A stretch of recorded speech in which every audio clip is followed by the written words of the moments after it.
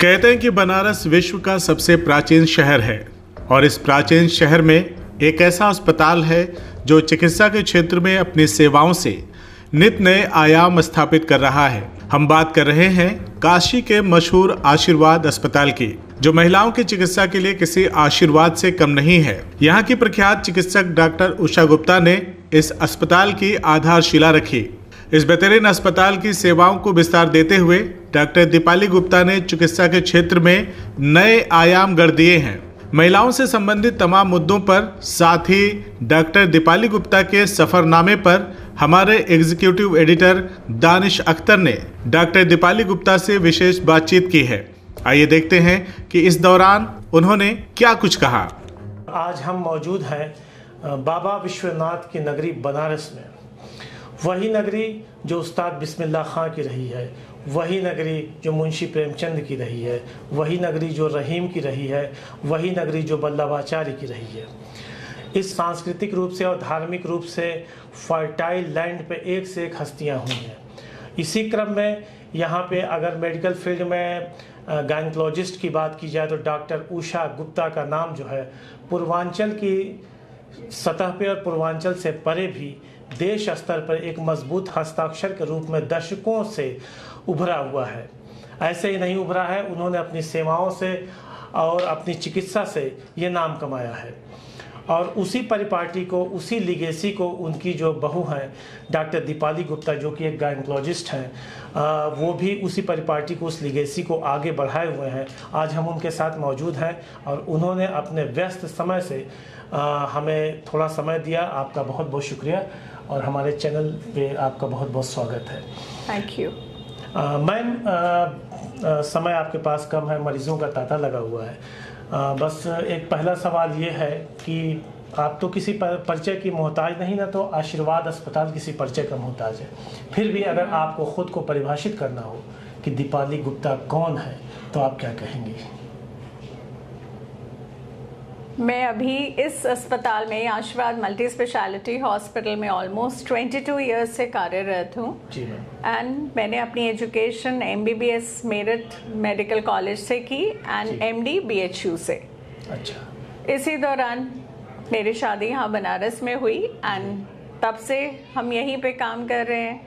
And अभी तक का एक्सपीरियंस काफ़ी हो चुका है। I have delivered almost like more than 35,000 children and surgeries तो बहुत सारे किए हैं, थाउजेंड्स में। ये 35,000 चिल्ड्रंस जो है, हाँ, जिनको आपने डिलीवर कराया, इस मतलब टाइम कितना है, time period? In last 22 years. In last मतलब 22 सालों से आप यहाँ पे सेवारत हैं? हाँ हाँ जी जी, 22 ईयर्स।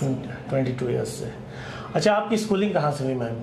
स्कूलिंग मेरी मेरठ से हुई। बेसिकली मैं मेरठ से ही हूँ, सोफिया कॉन्वेंट। वहाँ से मैंने अपनी बेसिक एजुकेशन की up till class 12th and then entrance दिया all India, and all India entrance के through I was selected in Meerut medical college. ये बात थोड़ी सी कट गई, अपने बारे में थोड़ा सा बतलाइएगा। Who is Deepali Gupta? I am just like any other person, I would like to say. कोई भी आदमी कहीं पर भी पहुंचता है, मैं तो अभी भी नहीं समझती हूँ कि हम कहीं पर कुछ हासिल किए हैं। I really want to do a lot more. And इसका कोई एंड नहीं होता। कोशिश करते रहना चाहिए, ट्राई कर रहे हैं। You may say I have achieved a lot, but I still need to achieve many more things in life. तो इसीलिए थोड़ा थोड़ा अचीवमेंट्स लाइफ में होगा, but there is no end to it. अभी मैंने अपना एक नया सेंटर, एस्थेटिक सेंटर भी खोला है इसी उसमें, तो that is also a new thing which I have added, जो कि कहीं भी नहीं है इस पूरे पूर्वांचल में। अच्छा।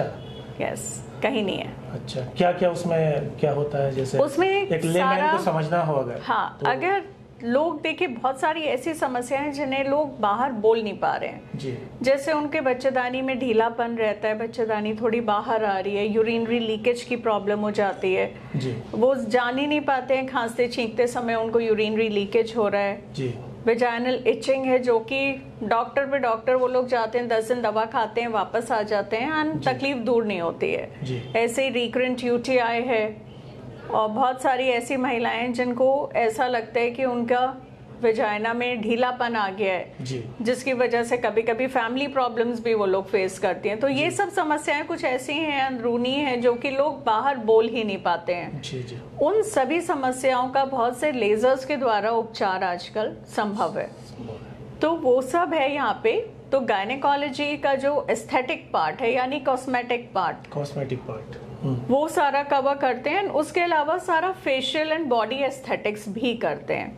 फैट लॉस है, बॉडी कंटूरिंग है, सेल्यूलाइट लॉस है। बहुत से लोग हैं जो चाहते हैं कि उनका फैट अच्छा, एब्डोमेन अच्छा दिखे, पेट अच्छा दिखे, 6 एब्स हो। मेन के लिए भी है, वुमेन के लिए भी है, एंड फेस के लिए भी पिगमेंट हो गया, सन टैन हो गया, पिंपल्स हैं, एक्ने स्कार्स हो गए, उन सब का भी ट्रीटमेंट है अलॉन्ग विद दैट। मतलब ये कोई मेडिकेशन नहीं है, दवा नहीं लेना, ये सब लेजर से है? लेजर नहीं, लेजर्स हैं, डिफरेंट लेजर्स हैं, RF थेरेपी है, there is a chemical peel, बहुत सारी थेरेपीज हैं डिफरेंट। ठीक है मैम। अच्छा, आपकी स्कूलिंग के बारे में बात हो रही थी, तो आपने मेडिकल फील्ड को चुना, कहाँ से इसकी प्रेरणा मिली? घर में कोई पहले से था इस फील्ड में? नहीं, मैं अपनी फैमिली से तो फर्स्ट ही हूँ। First doctor? यस, अपनी पूरी फैमिली से। But my father was a teacher जी, and he used to teach ये PMT में के बच्चे। जी जी। तो उनसे हमेशा प्रेरणा मिलती रही थी। और दूसरा उनको था भी एजुकेशन जी। प्लस मेरे जो फ्रेंड्स थे स्कूल में वो सब डॉक्टर्स के बच्चे थे। तो आई ऑल्सो वांटेड, वहां से ये लगा इंस्पायरेशन। हाँ, एक इंस्पिरेशन था कि नहीं मुझे भी डॉक्टर बनना है आगे चल के। जी जी। ठीक है। आजकल मैम होता ये है कि घरों में अभी भी समाज इतना तरक्की कर चुका है, मॉडर्निटी की तरफ सब कुछ जो है, पश्चिमी सभ्यताओं को लोग एब्जॉर्ब कर रहे हैं, उनको अपने अंदर ले रहे हैं। बावजूद उसके देखा जाता है कि पढ़ाई लिखाई के मामले में लड़कियों से 2 दर्जे का व्यवहार किया जाता है इन कंपैरिजन ऑफ बॉयज। तो क्या आपको भी कभी इस तरह की चीज़ों का सामना करना पड़ा या इसमें आप लकी हैं? नहीं, हमें तो कभी ऐसा सामना नहीं करना पड़ा। हमारे पेरेंट्स ने तो हमें कभी भी डिफरेंस नहीं किया जी। ऑल्दो मेरे सारे में एक छोटी बहन और एक भाई भी है। They are also well educated. एक इंजीनियर है, एक फैशन डिजाइनर है। तो उनको सभी को बहुत अच्छी एजुकेशन मिली। लेकिन हाँ, ये थोड़ा सा दुख की बात है कि डेफिनेटली लोग ऐसा करते हैं कि एक अगर लड़का है तो उसको एक अच्छे इंग्लिश मीडियम स्कूल में, कॉन्वेंट में पढ़ाते हैं, एंड लड़की होती है तो उसको एक ऐसी व्यवस्था पे भेज देते हैं आसपास के कोई छोटे मोटे स्कूल में जो शायद रिकग्नाइज भी नहीं होते हैं, उनमें उसकी एजुकेशन कराते हैं। ये भी हाँ, मैं अपनी प्रैक्टिस में अक्सर सुनती हूँ, देखती हूँ। This is not a good thing to do somehow. आजकल की युवा पीढ़ियां जो यंगस्टर्स हैं, जो गायनी विभाग में, अपना मेडिकल विभाग के खास करके गायनी के फील्ड को चुनना चाहते हैं, उनको आप क्या कहना चाहेंगी, क्या संदेश देना चाहेंगी? मैं सभी को देखिए एक संदेश देना चाहूँगी। बहुत से लोग कहते हैं कि गायनी बहुत डिफिकल्ट ब्रांच है। मैं एक बेसिक सा केवल ये सबको कहना चाहती हूँ कि अगर आपको कुछ अच्छा करना है तो मेहनत करनी पड़ेगी। बिना मेहनत किए आप कुछ भी चीज को हासिल नहीं कर पाएंगे, कामयाबी बिल्कुल नहीं मिल सकती। तो every field needs hard work. तो आप अगर हार्ड वर्क से पीछे हटेंगे तो डेफिनेटली आप कुछ नहीं कर पाएंगे, कोई सा भी फील्ड हो। Plus there has to be passion. जो भी फील्ड आप करें, गायनी करें या कोई भी चीज करें, आप डॉक्टर हो या कुछ भी हो, एक पैशन जरूर होना चाहिए अपने काम के प्रति। एक ये नहीं कि मुझे बस पैसा कमाना है। पैसा तो देखिए बहुत सारी चीज़ों से भी आता है, गलत चीज़ों से भी आता है, लेकिन जिस चीज़ को एकदम दिल से, मन से, पैशन से किया जाता है, उसकी तरक्की भी एकदम अलग होती है। उसकी एक पॉजिटिविटी, एक जो कहना चाहिए, जो आपको एक हैप्पीनेस, जो एक अचीवमेंट की फीलिंग देता है, वो शायद कोई भी चीज़ नहीं देगा। एक स्वास्थ्य से जुड़ा सवाल, जैसे महिलाओं में सर्विक्स कैंसर जो कि केसेस बढ़ते चले जा रहे हैं, उपचार क्या है, बचाव क्या है इससे? और जो जैसे जो रिमोट एरिया के लोग हैं, जो महिलाएं हैं, वो तो इसको शायद जानते भी नहीं हैं, वो लास्ट स्टेज तक जा करके उनको पता चलता है। इसके लिए आपका क्या कहना है? देखिए, सर्वाइकल कैंसर या कैंसर सर्विक्स एक ऐसा कैंसर है जो कि प्रिवेंटेबल कैंसर्स में आता है जी। इसके लिए कोई टीका वगैरह? यस। एंड सबसे जानने की ज़रूरत ये है कि अगर आपको कोई भी white discharge, blood stain discharge, irregular bleeding, pain, इस टाइप की कोई भी समस्या हो रही है और अगर आपका मासिक बंद हो गया उसके बाद आपको कोई ब्लड या कुछ चीज दिख जा रही है तो आप इंस्टेंटली डॉक्टर को दिखाएं जी। प्रिवेंट करने का बेस्ट तरीका है, देखिए हर आदमी ने नाम सुना होगा पैप स्मीयर। वो आजकल आमतौर पे जगह जगह अवेलेबल रहता है, हर अच्छे क्वालिफाइड डॉक्टर की सर्विस पर आपको मिलेगा जी। तो आपको अपना रेगुलरली जब से आपका सेक्सुअल एक्टिविटी स्टार्ट हुआ है तो एवरी 3 to 4 years 5 years करते रहना चाहिए। वो आप करते रहेंगे तो आपको खुद ही जानकारी रहेगी कि आपको थोड़ा सा इजी लैंग्वेज में आप बता सकते हैं जो आप पैप स्मीयर। देखिए पैप स्मीयर का नाम तो पैप स्मीयर ही होता है। वो क्या है मतलब? पैप स्मीयर एक तरीके सर्विक्स की एक जांच होती है। अच्छा, जांच है, एक जांच है, यस, एक जांच है जो कि आजकल आमतौर पे लोग जानते हैं उसके बारे में। सर्विक्स की जांच है, अगर आप वो जांच करते रहते हैं तो आपको पता चल जाएगा। एक तो आप डॉक्टर को विजिट करेंगे, कोई डिस्चार्ज की समस्या उसको कभी भी आपको ऐसे ही नहीं छोड़ देनी होती है जी।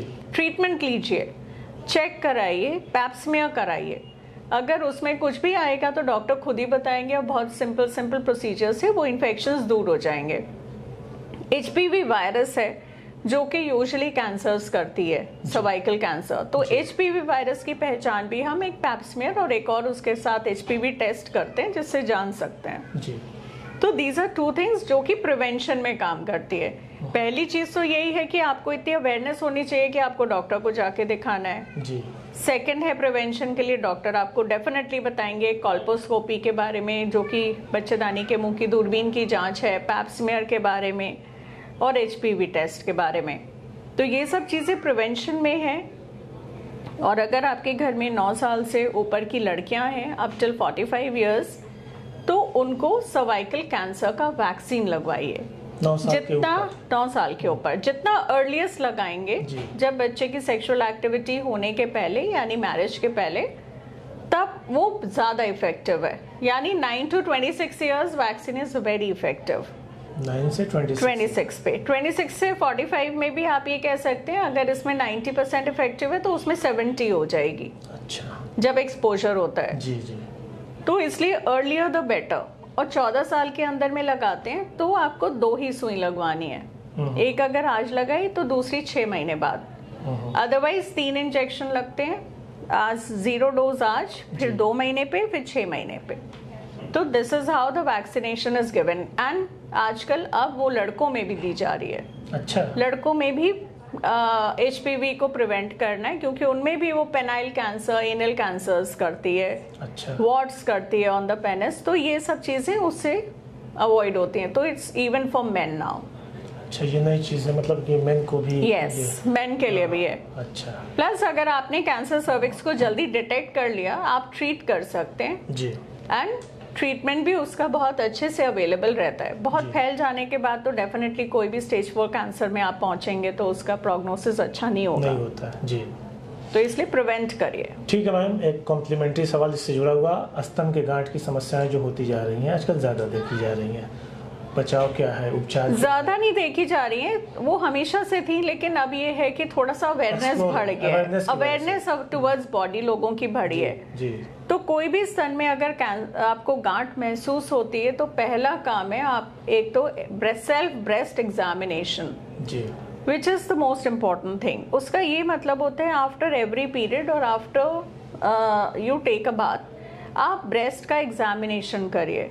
वो एग्जामिनेशन आपको डॉक्टर सिखा सकते हैं कैसे करना है। और एक इम्पॉर्टेंट चीज जो मैं बताना चाहूंगी कि वो है कि वो कभी भी आप उंगलियों से नहीं पैल्पेट करेंगे, ब्रेस्ट को फ्लैट ऑफ द हैंड से पैल्पेट करेंगे, तभी आप गांठें जानेंगे। अगर आप इस तरीके से करेंगे तो आपको हर जगह पे या फिर ऐसे पकड़ेंगे ब्रेस्ट को तो you will always feel a lump. हमेशा फ्लैट ऑफ द हैंड से ब्रेस्ट को फील करिए, आपको खुद ही गांठ समझ में आएगी। अगर किसी भी तरीके की आपको गांठ या निपल्स में बदलाव, निपल में डिस्चार्ज समझ में आता है तो इंस्टेंट डॉक्टर को कांटेक्ट करिए।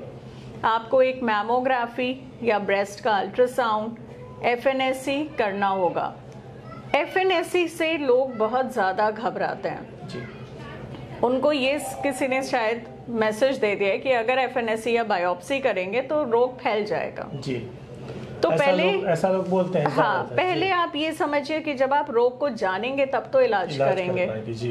तो FNAC एक मैंडेटरी जांच है और बहुत ज्यादा लोग मैं देखती हूँ ब्रेस्ट के केसेस में FNAC नहीं कराते हैं, जैसे ही लिखते हैं वो भाग जाते हैं और जब रोग बढ़ जाता है फिर आते हैं।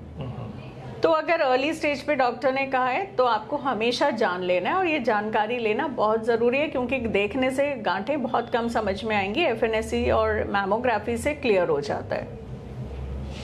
ठीक है मैम, थैंक यू। एक ये जिस छत के नीचे हम बैठे हैं, आशीर्वाद अस्पताल, इसके सफ़र को एक नटशेल में कम शब्दों में बता दीजिए। आशीर्वाद हॉस्पिटल 50 years। शब्दों में बांधना, कम शब्दों में बांधना तो इम्पॉसिबल है, फिर भी आशीर्वाद hospital has actually been through a journey of 50 years this year. तो अब हम लोग इस साल जी 50 years एंड एक ये छोटा सा 2 बेडेड हॉस्पिटल के जैसे स्टार्ट हुआ था, जी जो कि आज एक ये मल्टी स्पेशलिटी हॉस्पिटल है with cardiology, with orthopaedic, joint replacement, nephrology, ICU care. अच्छा, मतलब गायनी डिपार्टमेंट के अलावा ये सारे डिपार्टमेंट्स हैं यहाँ पे? यस, अच्छा, ये सारे डिपार्टमेंट्स हैं। कब से शुरू हुआ मैम? For last 5 years।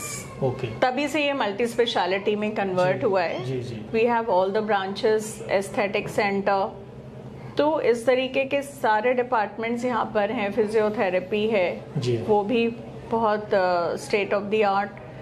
तो सारी चीज़ें, डायग्नोस्टिक्स वगैरह सभी हैं, CT स्कैन जी एंड एवरीथिंग। जी, तो everything slowly we have become a 150 bedded hospital. 150 bedded?